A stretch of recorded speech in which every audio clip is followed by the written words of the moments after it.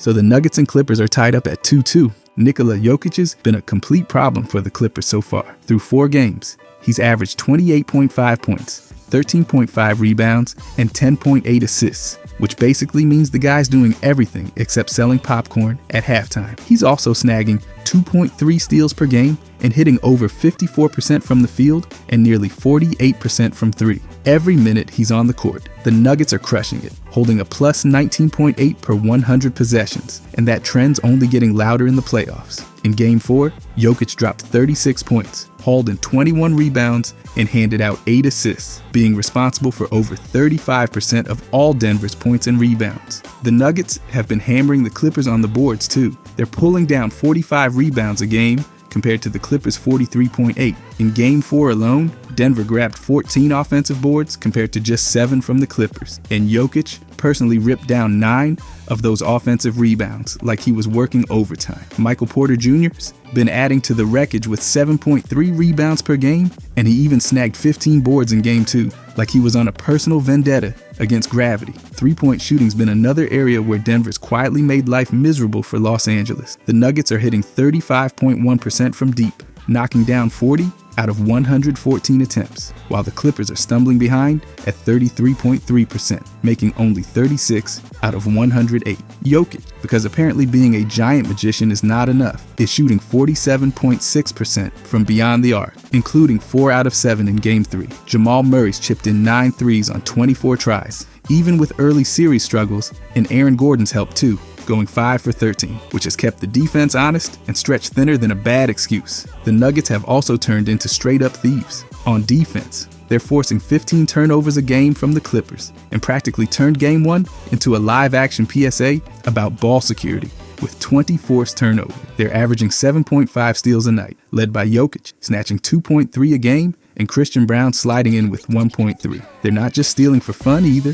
They're scoring 1.18 points per possession off those turnovers between Games 2 and 4, which is just pouring salt in the wound every time Los Angeles hands over the ball like it is a free gift with purchase. By the way, if you guys enjoy these deep dives, I'll be posting every day during this playoffs. I genuinely appreciate if you could subscribe. Thanks. Anyways, late game execution has been all Nuggets too. They snagged Game 4 thanks to Aaron Gordon's buzzer-beating dunk, something the league has not seen in a playoff game since the ancient days of the 1997-98 season. In crunch time, Jokic basically transformed into the wizard of winning, scoring, or assisting on 8 out of Denver's last 10 points, even throwing in a cold-blooded go-ahead bucket with 1 minute and 11 seconds left. Even at the free throw line, where nobody's writing poetry about them, the Nuggets have still outdone the Clippers, shooting 70.6% compared to the Clippers' wobbly 68.4%. And the Nuggets have not just outgunned the Clippers starters, they've survived the benches too. The Clippers bench only outscored Denver's second unit once, back in Game 3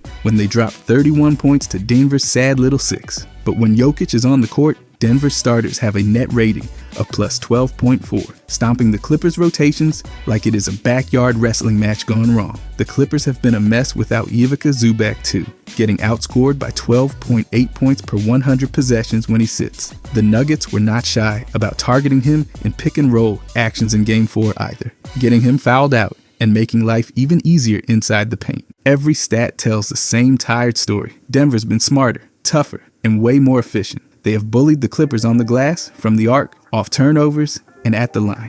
They have squeezed every mistake Los Angeles makes, like they are wringing out an old sponge. And at the heart of it all is Nikola Jokic, casually breaking the series over his knee like it is a cheap toy. This series being tied at 2, and 2 feels less like a toss-up, and more like Denver, waiting for their next opportunity to slam the door. But if the Nuggets want to win the championship, it all starts with Jokic. If the Nuggets want to end this season lifting the trophy, Nikola Jokic needs to keep running the show like he's directing an orchestra of chaos. Right now, he's dropping 10.8 assists a game, which is absolutely bonkers for a center. His assist rate is sitting at 38.7%, meaning he's practically manufacturing offense out of thin air. But he's got to tighten up the handles too, because 3.3 turnovers a game in the playoffs is just a little too generous. His assist to turnover ratio dropped from 3.1 in the regular season to 2.6 now, and that needs to climb back up. When he gets it right, the Nuggets are scoring 1.2 3 points per possession on his direct assists, which is basically the basketball version of a cheat code. On the boards, he's already been a menace, pulling down 13.5 rebounds a night, good for 4th overall. The key is to keep hammering that. Jokic is grabbing 4.3 offensive rebounds every game, second most among all playoff players. And in Game 4 against the Clippers, he tore down 9 offensive boards by himself, leading to 18 second chance points. He's also stepping it up on the defensive glass, posting a 75.3% defensive rebound rate in the playoff, which is higher than his regular season number. Keeping that up is going to cut down on opponent fast breaks and take a lot of easy points off the table for whoever the Nuggets face. When the clock's winding down and the game's tight, Jokic needs to bring a little more fire. In the regular season, he was hitting 58.2% of his shots in clutch moments. But so far in the playoffs, that's dipped to 50%. It's not terrible, but when everything's on the line, every single bucket matters. He's the king of the post-up, scoring 1.12 points per possession in the regular season, but the playoffs are starting to squeeze him a little, dropping that number down to 0.98. Teams are doubling him harder, but Jokic has the vision to punish those traps, especially when mismatches pop up, like when they caught Zubac on a pick and roll, torching him for 1.31 points per possession. If Jokic can keep raining threes like he has, hitting nearly 48% in the playoffs, defenses are going to run out of bad ideas real fast. On defense, Jokic is doing more than people like to admit. The Nuggets allow only 109.8 points per 100 possessions with him on the court, compared to a nasty 118.7 when he sits. He's racking up 2.3 steals a game, leading all centers, and poking out 4.2 deflections per night, a career high for him. Those sneaky hands are creating transition chances where Denver's scoring 1.18 points per possession. He's also contesting 6.5 shots at the rim every game and holding opponents to just 52.1% shooting there, way down from 58.3% in the regular season. If he keeps being that weirdly effective rim deterrent, it's going to throw a serious wrench into the other team's best laid plans. Managing his minutes without dying of exhaustion is going to be a real thing too. Jokic is logging over 42 minutes a night right now, up from 36 and change during the season. And when he sits, the Nuggets fall apart, rocking a minus 12.4 net rating. He has to keep up that two-man destruction with Jamal Murray too, because when those two share the floor, the Nuggets have a net rating of plus 15.3. That offense is humming at a ridiculous 122.1 rating, and Murray is cashing in over 42% of his catch and shoot threes off Jokic passes. It is not optional. Jokic has to keep that two-man game sizzling if Denver's going to survive the deeper playoff rounds. And let's be real, the bench is providing about as much support as a paper umbrella in a hurricane, scoring just 18.3 points per game.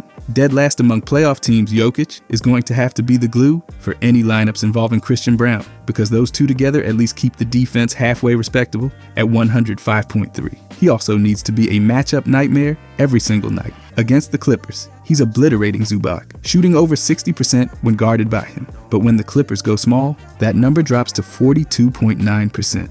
Jokic cannot let switches take him out of rhythm. In the regular season, when he got guards switched onto him, he cooked them for 1.45 points per possession, and he's going to need to keep doing that without blinking. During the regular season, Jokic shredded drop coverage, scoring 1.28 points per possession as a roller. Looking at the bigger picture, Jokic's playoff player efficiency rating is a ridiculous 32.1, which ranks third all-time among centers. But it's not enough to just put up monster numbers. He needs to maintain his 12.7% rebound rate and his heavy 35.2% usage rate. In games where Jokic notches a triple-double, the Nuggets are 18-2 in the playoffs, including 3 times already this year. That's not just cute stat padding, that's a winning formula. More triple-doubles mean more wins. It is simple math, even if nobody outside Denver wants to admit it. So what Jokic has to do is keep threading the needle between being everywhere at once and not wearing himself out by Game 7. He has to keep finding cutters, making weird angle shots, dragging defenses around by their ears, and anchoring the defense when nobody else can stay vertical. He's got to keep rebounding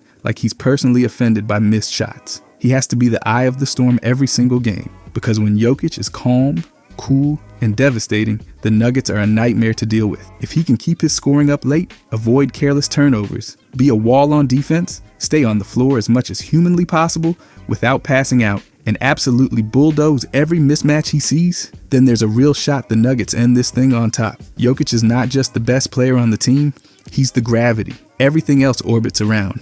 Without him playing at a historic level, the Nuggets are good. With him doing what he's capable of, they can be champions. And honestly, seeing the way he's already bullied the Clippers, bullied their bigs, bullied their switches, bullied their rotations, it feels like if Jokic decides he wants it bad enough, nobody's going to be able to stop him. Not Gobert, not Sengun, not Draymond, not anybody else still breathing in the playoffs. The numbers back it up, and if he keeps pushing like this, those numbers are going to be carved into history. It is going to take every ounce of what Jokic is already doing, and just a tiny bit more. Keep the passes sharp, keep the rebounds high, keep the three ball dropping, keep the defense nasty, and above all, keep dragging the Nuggets along with him, because when Jokic plays like the best player alive, no one else even looks close. But after that, Murray needs to be great too. Jamal Murray's been a big part of why the Nuggets even have a shot at going back-to-back. But if Denver's serious about winning the championship this year, he's going to have to hit another gear. Through 4 playoff games, Murray's been logging a brutal 42.3 minutes per night, which tells you right away the Nuggets basically trust him like a favorite child at a family reunion. He's averaging 23 points, 6.4 assists, and 3.8 rebounds while shooting 47.4% from the field and a blazing 44.8% from 3. He's also hitting his free throws at 88.6%, which should be mandatory for any starting guard with a pulse. But not everything's sunshine and 3-point confetti. Murray's true shooting percentage sits at a so-so 53.2%, and his effective field goal percentage is hanging out at 48.6%. Both of those numbers scream there's room to get better, like an overeager middle school coach. His offensive rating is a shaky 99.9, which is honestly ugly for a guy playing next to Nikola Jokic. Basically, Murray needs to make his shots just a little more efficient, because right now, the math's not quite in his favor. One spot where Murray's got to tighten the bolts is turnovers. He's coughing the ball up 2.2 times per game. It's not a train wreck, but every lost possession in the playoffs is like setting fire to money. With Jokic's passing gravity pulling defenders into orbit, Murray's got to be sharper. Less dribbling into traffic, more trusting the offense to work for him. And when he does that, the Nuggets' scoring chances skyrocket. Defensively, it's been, well, let's just say it's a work in progress. Murray's defensive rating is a painful 120.6, which basically means opponents see him and their eyes light up, like kids spotting the dessert table. It is not just one-on-one defense either. It's switches, it's help coverage, it's communication. Murray's got to dial in and use some of that athleticism laterally, not just vertically when he's launching threes. Staying engaged, barking out screens, fighting through picks, all that boring, nasty work that wins playoff series. And then there's the plus minus. Murray's sitting at minus 24.3, meaning the Nuggets are getting stomped whenever he's on the floor without playing absolutely flawless ball. That's a brutal number for a star guard. If Denver's gonna get out of this series alive and punch through the West, that number's gotta flip the other direction. It's not about hero ball, it's about stringing together smarter possessions, getting stops, and not letting the Clippers' runs turn into avalanches. The good news? Murray's got the toolkit to fix it. Step 1, shot selection. He needs to stay in attack mode, but not in desperation mode. More pick and rolls with Jokic, where he can pull up from mid-range or walk into open threes. When Murray gets good looks, the Nuggets offense looks like a symphony. When he forces things, it looks like a garage band trying to play Beethoven. Smart shots turn into better offensive rating numbers fast. Step 2, playmaking. Murray's averaging 6.4 assists a game, which is solid, but he can squeeze even more out of his touches if he just cuts down those loose ball turnovers. The ball needs to keep moving, and Murray's got to trust his teammates. If he forces fewer bad passes and gets the offense humming, the Nuggets become almost impossible to guard because defenses can't key in on just him or Jokic. Step 3, defensive engagement. It's not about becoming a lockdown defender overnight, but Murray can definitely make it harder on the other team's guards. Fight harder over screens, close out, under control,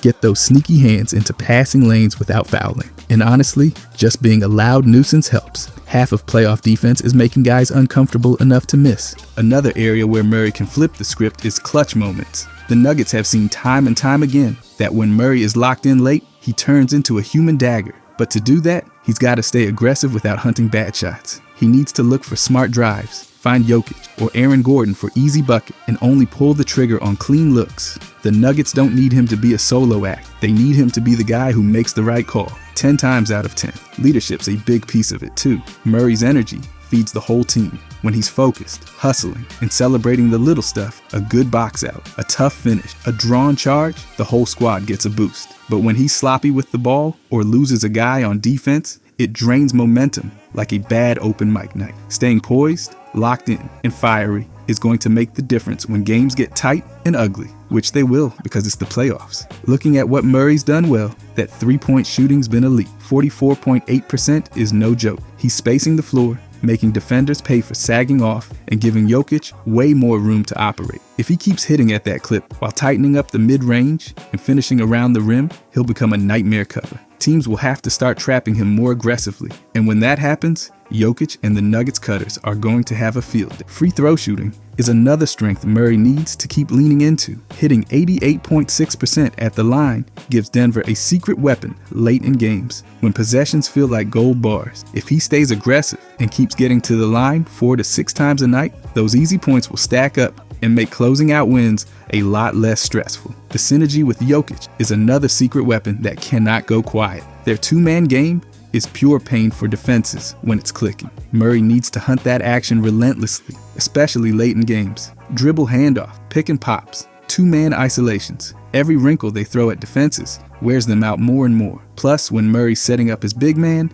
instead of forcing tough twos over contests, the Nuggets' offensive ratings soars. Another critical factor, stamina. Murray's playing over 42 minutes a night right now. That's a heavy load, even for a 28-year-old. Keeping his energy up deep into fourth quarters is going to matter a lot. Smart fouling, occasional quick rests during dead balls, even pacing himself a little in non-crunch possessions could pay off huge by the time they hit the later rounds. Finally, if the Nuggets see the Timberwolves, Suns, or any of the Eastern Beasts in the finals, Murray's going to have to be ready for smarter, tougher defenses. Teams are going to blitz him. They're going to trap hard. They're going to bump him off his spots. Murray has to embrace the physicality, keep his composure, and trust his reads. The team that flinches first usually loses, and Murray needs to be the one standing tall when the lights are brightest. The raw tools are all there, the shooting, the vision, the toughness, but it's going to come down to discipline and consistency. If Jamal Murray sharpens up his offense, locks in defensively just a little harder, and plays with the controlled chaos he's known for,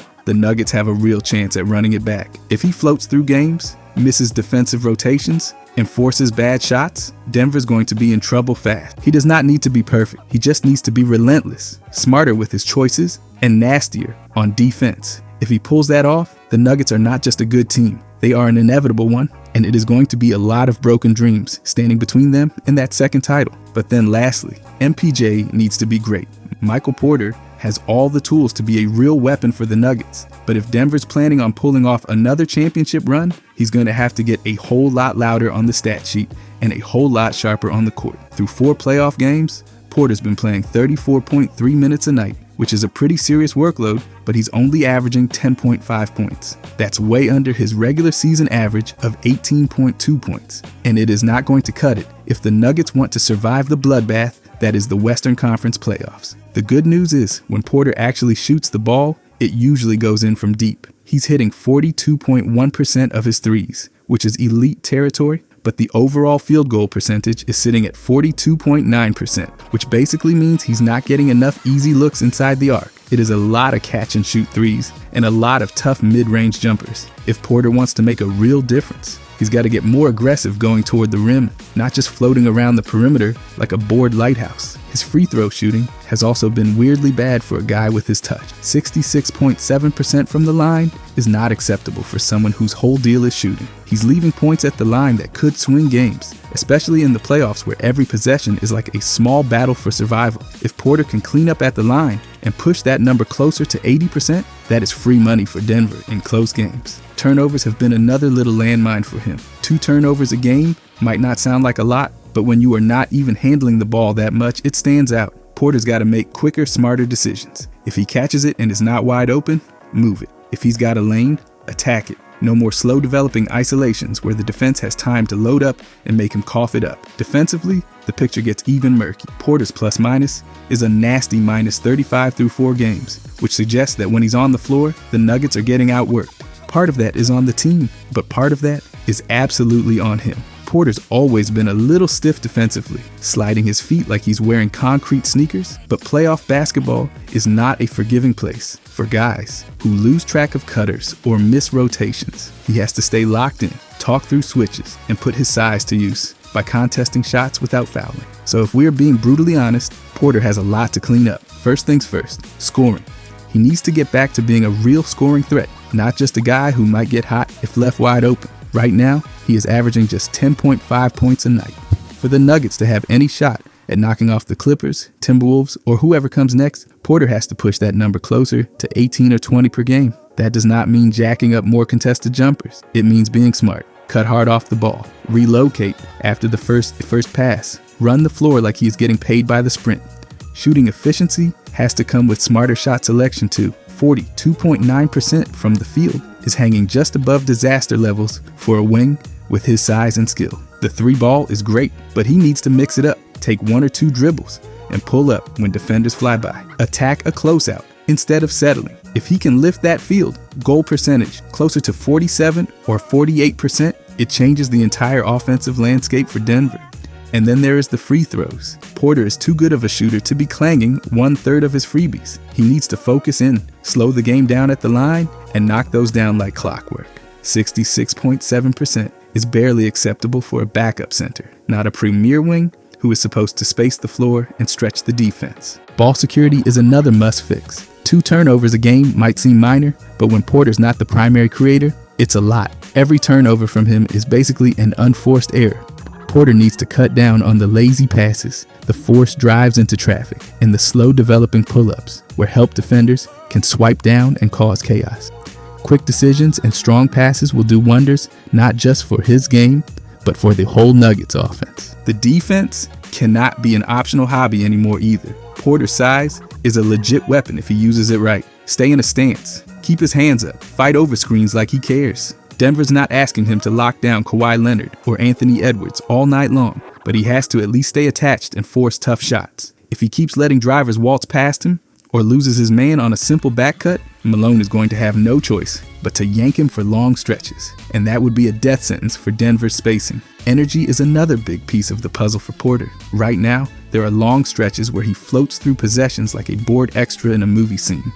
He has to bring consistent energy, especially on the glass. 7.3 rebounds per game is actually a solid number, and he needs to lean into that. Crash the boards like a maniac, grab and go when possible. Every rebound he snatches saves the Nuggets defense from having to survive another 30 seconds of madness. Another thing Porter can do to make himself a bigger factor, attack in transition. With Jokic throwing full court lasers and Murray pushing pace, there are easy buckets to be had if Porter just runs the floor with purpose. Instead of jogging up like it is a Tuesday morning practice, he needs to sprint every time there's a chance to get an easy 2. Those transition points can add up fast and give Denver a big edge when half-court offense starts bogging down. Porter also needs to show more chemistry with the second unit. When Jokic sits, Denver's offense tends to look like a car running on 3 tires. Porter can help by being aggressive without forcing it. Take smart shots, move the ball, be a stabilizer, not a chaos agent.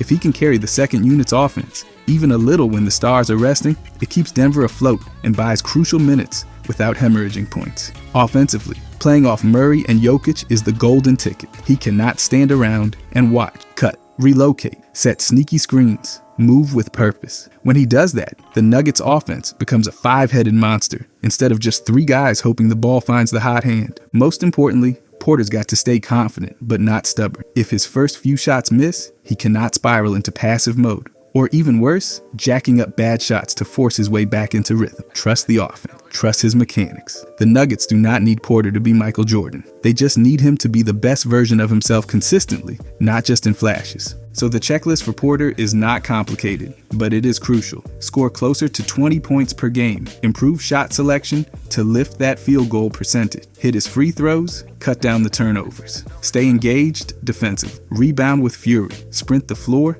every possession. Work with the second unit. Play off the stars without disappearing. Stay confident without getting reckless. If he can do even 75% of that consistently, the Nuggets are going to be almost impossible to beat 4 times out of 7. Porter does not have to be perfect. He just has to be relentless, smart, and committed on both ends of the floor. And if he does it, he will not just be along for the ride this time. He will be one of the biggest reasons why Denver ends the season holding the trophy again. Overall, though, the Nuggets' entire playoff journey feels like it is teetering on a razor's edge. And the beauty, or maybe the madness, of it all is how much it depends on these 3 guys deciding they are done playing around. Denver's margin for error is not enormous. They cannot coast on talent. They cannot assume anyone is going to hand them anything. Every possession, every rebound, every defensive stop is going to be a knockdown, drag-out brawl from here until the confetti falls, one way or another. And if Nikola Jokic, Jamal Murray, and Michael Porter are not all locked in at the same time,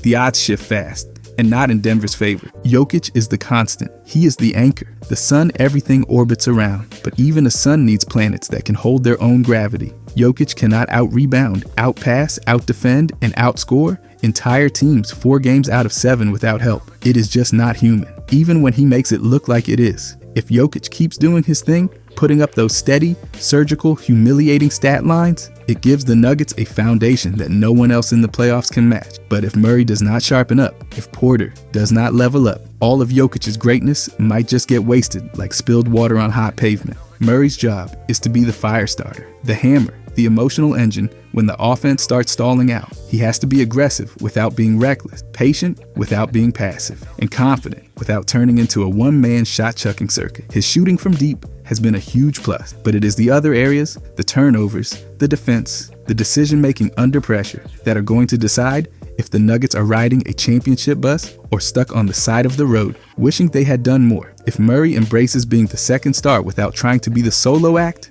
it changes everything. When he plays smart and angry, when he picks his spots like a surgeon, instead of trying to land haymakers on every possession, Denver's offense turns into a machine that not even the best defenses want any part of. Porter is the wild card. He is the guy who could tilt the entire balance of the playoffs if he ever wakes up and decides to stop floating around like he is waiting for a text message. His shooting is a deadly weapon when it's used properly. His size and length can make him a nightmare for defenses and a serious asset on the boards. But none of that matters if he is passive. None of it matters if he keeps letting small mistakes snowball into massive gaps in the lineup. If Porter gets aggressive, really aggressive, and starts attacking the rim, sprinting in transition, and rebounding like he actually enjoys the violence of playoff basketball, the Nuggets become a three-headed monster that almost nobody has the personnel to guard for 48 minutes. It all sounds simple, it all sounds obvious, but playoff basketball is not about theories and promises. It is about who can actually deliver when every shot feels like it weighs 1,000 pounds. It is about who can make the extra rotation,